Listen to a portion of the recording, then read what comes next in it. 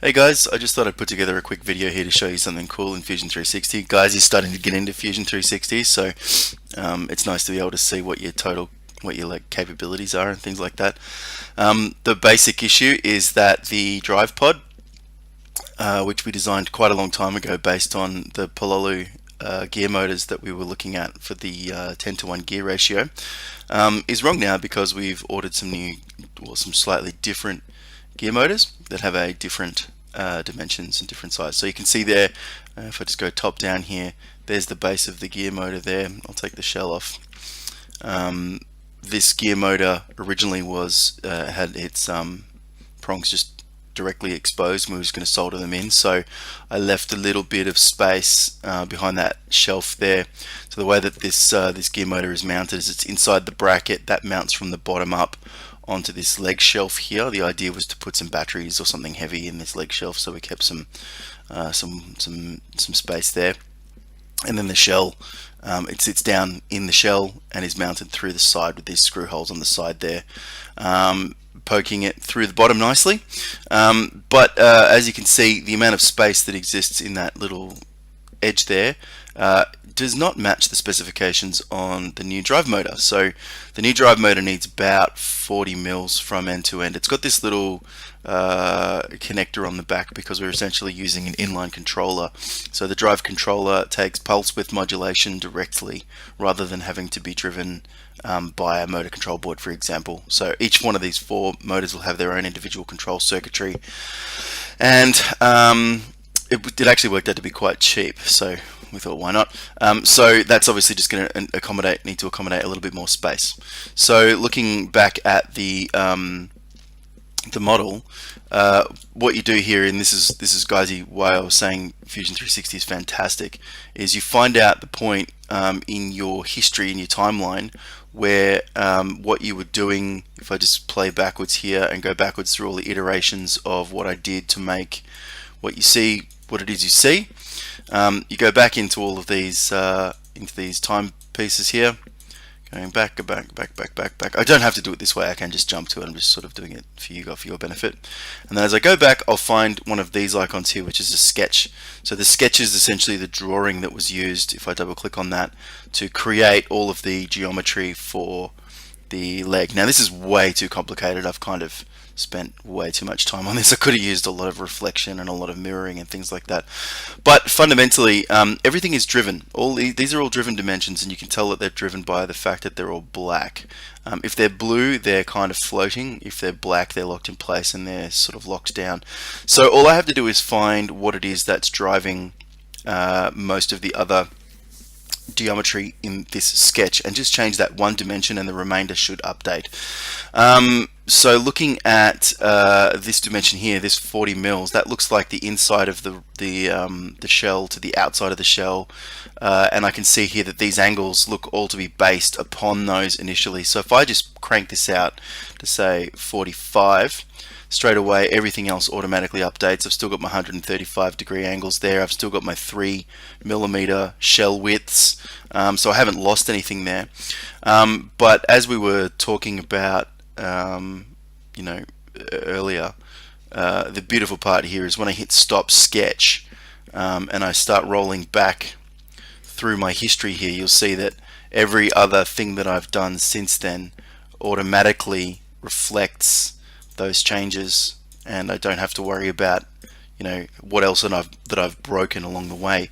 And theoretically I should be able to import this component back into our other sketches, for which I've used this as reference dimensions, and it should come through.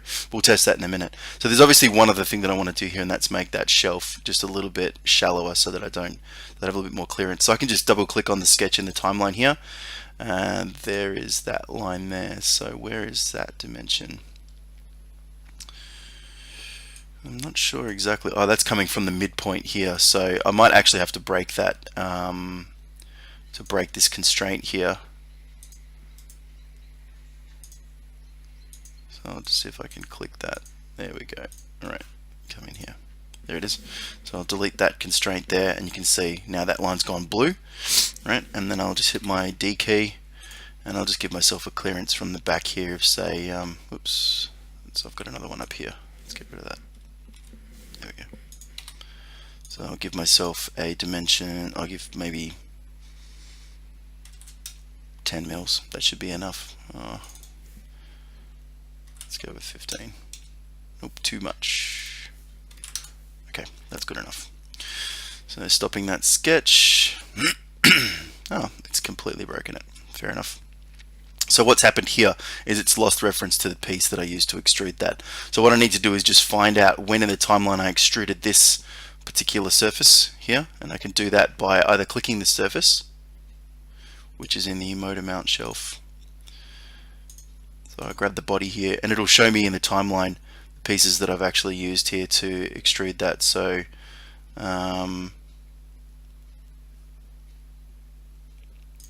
there's the extrude there. No, that's the leg shell. I'm on the wrong one. Motor mount. There we go.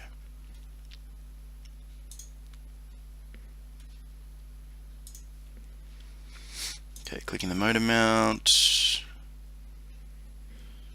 It's making a liar out of me. Might have to do this manually. Usually it highlights which particular extrusion was the extrusion that you're looking for. I think it's that one there. So we can just edit this feature here. There we go. And what I'll do is I'll turn off that little section there. So I basically say I don't want to extrude that bit, and then carry on. And that did not work.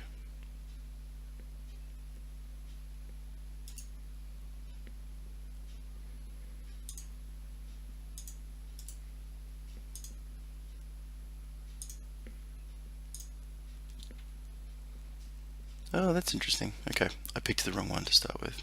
We actually want to keep that first one. So that first extrusion was the base plate. There it is. So we'll add that bit back in, and then we keep the bottom there.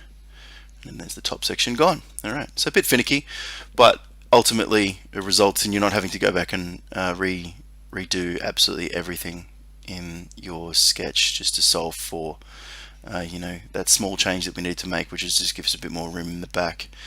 And that's actually quite nice because it's created a bit of a 45-degree little, you know, stability in there. So it's going to have to come in on an angle to get underneath this cable mount there, and then we should be able to just jam that in. Now, obviously, you know, that's all well and good. So I'll hit the save button here and say extended width. Save this as a version. That's all well and good, except for the fact that now we have to make sure that the other things that we've created in our other sketches all update. So here I'm looking at the frame. You can see over here it's telling me that the components that I've brought in are now out of date.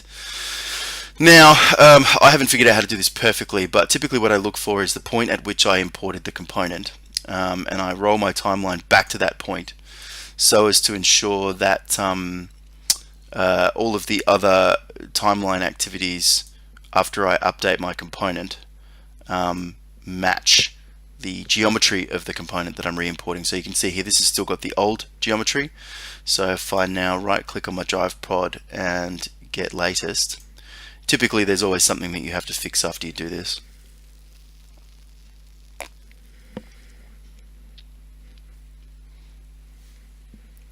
Okay, got the latest, so you can see this has got our new one. And if we step through incrementally, it's got its position. So I positioned this originally based on the right edge and the bottom edge there, off a dimension against the base plate. So it looks like it's maintained that, given that we didn't change these edges here. And then if I move forward, it's projected into my sketch. You can see these purple lines are projections from other geometry, and it looks like it's maintained those projections just fine. And you can see all of the other reflected shapes that I've created as a result. So I reflected shapes across these dotted construction lines here. So all I had to do was define this one in the bottom right hand corner, and I reflected it up and left and then up and then left. And that's maintained that. I've still even got my 0.3 millimeter clearance gap for movement. So that's good. Moving forward a little bit further, we can see the extrusions taking place. If I put the bodies on, there we go. So extrusions, extrusions, extrusions. more, drop that shell out, cool, take the centerpiece out, and this is an interesting one. So the centerpiece, this is what I was telling you about before, guys. Rather than creating explicit dimensions, creating dimensions based off reference geometry, I said that I wanted the distance between this line and the edge of the drive pod shaft to be 5 millimeters. So I haven't had to do anything to this sketch because as a result of the geometry in the drive pod changing, it's automatically updated. So moving forward even further, forward, this all looks good. And then the top plate is being added. Alright, I'll just jump to the end here and we'll check it. Looks good. Cool. Alright, so I'll turn those sketches off. Save this now. And the last thing to do is to, actually we should take out the reference components before we save that. And the last thing to do is just jump back into the master sketch and fix all of the out-of-date componentry. And just check that everything looks good.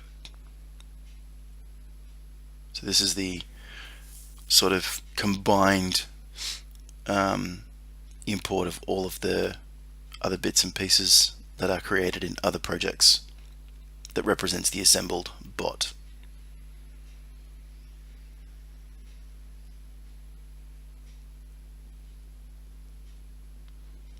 Alrighty, looks good to me. Looking from the bottom, sweet.